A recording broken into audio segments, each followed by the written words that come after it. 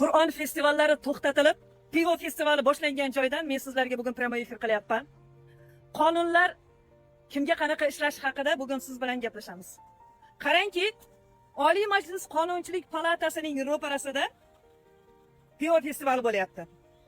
Aslida qonunlarimizda 14 yoshli voyaga yetmagan qizlarni 50-60 yoshli erkaklarning ichiga yalang'och tushirtirib, unga ichtirib, kayf qildirib, o'zligini esidan chiqartirib, harom ishlarni qildirish bormidi? Qachon biz u qonunni tasdiqlagan edik? 18 yoshgacha bo'lgan bolalarimizga nimaga pivo ichishga ruxsat u, nimaga Qur'on o'qishga ruxsat yo'q? Nimaga men bolalarimga istagan joyimda Qur'onini o'rgata olmayman u? Nimaga bular meni bolalarimga sening erkinliging bemalol ichish bilan, chekish bilan, qimor o'ynash bilan o'lchanadi degan signalni bera oladi? Bu signalni berayotganlar kimlar? Va bu signalni berayotganlarga aslida qonuniy to'siq qo'yadiganlar, ichki ishlar xodimlari bularni kimdan himoya qilib bu yerda qorovullab turibdi? Nahotki bironta ichki ishlar xodimlari kodeksni o'qib, jinoyat kodeksini o'qib, voy, jamoat joylarda spirtli ichimliklarni ichish, targ'ib qilish, tarqatish mumkin emas ekan. Nega endi biz qilishimiz kerak? Nega qonunan taqiqlangan festivalni biz himoya qilishimiz kerak deydigan bitta ham formali xodimimiz yo'q?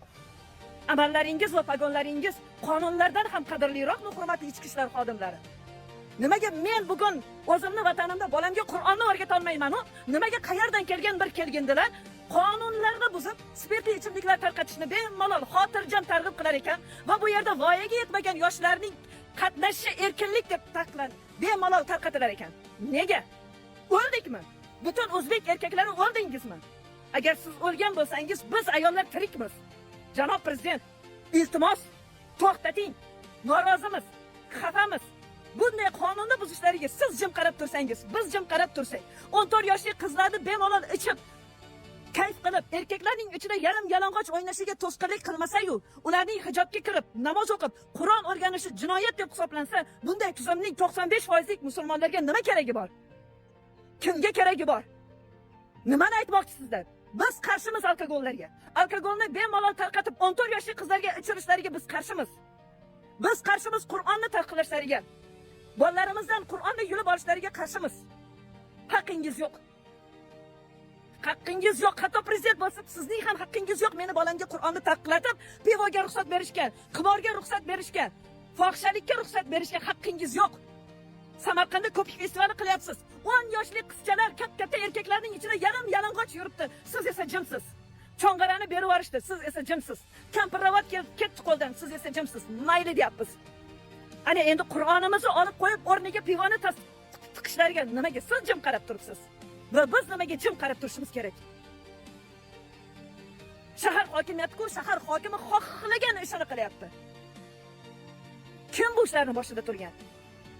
Nimaga kimdir norozilik bildirsa, 14 yoshga yetmagan, voyaga yetmagan qizlarni mana shunday joylarda ichib, 50 yoshli, 60 yoshli erkaklarning ichida yarim yalang'och bo'lib yurishlariga qarshilik bildirganlar qonun himoyachilari tomonidan nimaga qonun buzilishiga jim turmayapsan deb jazolanishi qanchalik to'g'ri? Insof bormi sal? Vijdon bormi sal? Iymon bormi sal o'zi bu yuqoridagilarda? Buni qarangki, meni qizim o'zi istab Qur'on o'rgana olmaydi, lekin o'zi istab bu yoshidagi qizaloqlar pivo festivalda qatnashishi mumkin. Chunki bu erkinlik. Nimaga o'zi istab dinini o'rgana olmaydi-yu? Nimaga o'zi istab bunaqa fahsh joylarda 50 yoshli erkaklarning ichida ichib mas'alas bo'lishi mumkin va buni mersalarimiz qo'riqlab turishi kerak. Ha, bu bemalol fahrishini qilasin, faqat Qur'on o'qib qo'ymasa bo'ldi deb. Nimaga? Qarangki, shaharimizning hamma kattakonlari shu yerda, hamma bilib turibdi buni noqonuniy ekanligini.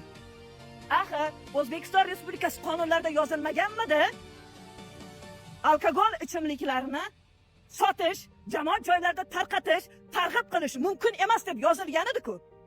Buni kattakonlarimiz qachon unutib qo'ya qolishdi? Nima uchun o'ldimi? Bu millatning erkaklari shu qadar o'ldimi? Agar o'lgan bo'lsalaring biz ro'molimizni yechaylik, ustlaringga kafan qilib kiyib olinglar.